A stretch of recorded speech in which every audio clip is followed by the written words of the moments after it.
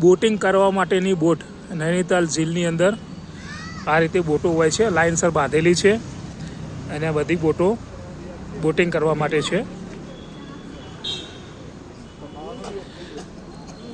તો આ ડ્રેગન આકારની બોટો છે, અહીંયા બતક આકારની બોટો છે અને અહીંયા લાકડાની બોટો છે।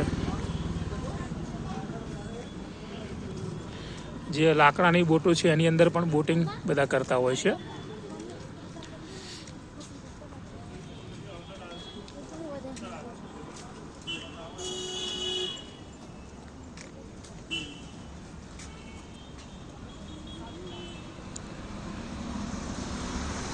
ને આસ્થા ગુડિયા મોલ રોડ ઉપર આગળ ભાગી રહી છે।